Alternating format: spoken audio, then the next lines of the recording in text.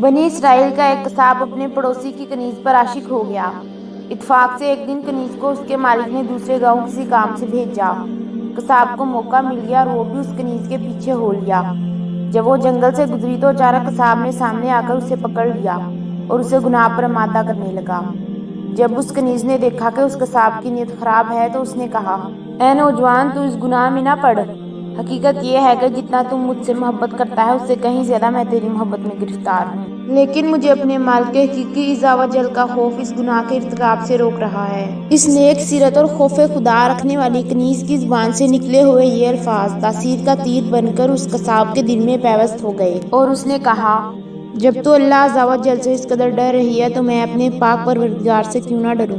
میں بھی تو اسی مالک کا بندہ ہوں۔ جا تو بے خوف ہو کر چلی جا۔ اتنا کہنے کے بعد اس قصاب نے اپنے گناہوں کی سچی توبہ کر لی اور واپس پلٹ گیا۔ راستے میں اسے شدید پیاس محسوس ہوئی، لیکن اس ویران جنگل میں کہیں پانی کا دور دور تک کوئی نام و نشان نہ تھا۔ قریب تھا کہ گرمی اور پیاس کی شدت سے اس کا دم نکل جائے۔ اتنے میں اسے اس زمانے کے نبی کا ایک قاصد ملا۔ جب اس نے قصاب کی حالت دیکھی تو پوچھا، تجھے کیا پریشانی ہے؟ قصاب نے کہا، مجھے سخت پیاس لگی ہے۔ یہ سن کر قاصد نے کہا، آؤ ہم دونوں مل کر دعا کرتے ہیں کہ اللہ عز و جل ہم پر اپنی رحمت کے بادل بھیجے اور ہمیں سراب کرے یہاں تک کہ ہم اپنی بستی میں داخل ہو جائیں۔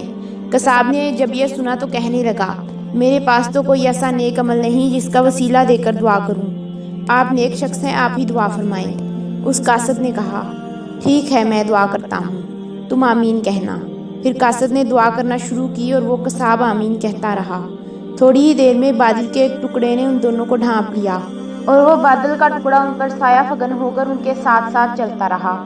جب وہ دونوں بستی میں پہنچے تو قصاب اپنے گھر کی جانب روانہ ہوا اور قاصد اپنی منزل کی طرف جانے لگا۔ بادل بھی قصاب کے ساتھ ساتھ رہا۔ جب اس قاصد نے یہ ماجرا دیکھا تو قصاب کو بلایا اور کہنے لگا، تم نے تو کہا تھا کہ میرے پاس کوئی نیکی نہیں ہے اور تم نے دعا کرنے سے انکار کر دیا تھا۔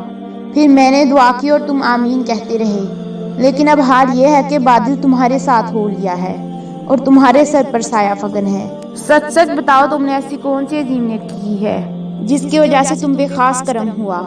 یہ سن کر قصاب نے اپنا سارا واقعہ سنایا۔ اس پر اس قاصد نے کہا، اللہ تعالیٰ کی بارگاہ میں گناہوں سے توبہ کرنے والوں کا جو مقام و مرتبہ ہے وہ دوسرے لوگوں کا نہیں۔ بے شک گناہ سرزد ہونا انسان ہونے کی دلیل ہے، مگر ان پر توبہ کر لینا مومن ہونے کی نشانی ہے۔ اگر ویڈیو پسند آئے تو اسے لائک، شیئر اور چینل کو سبسکرائب کریں۔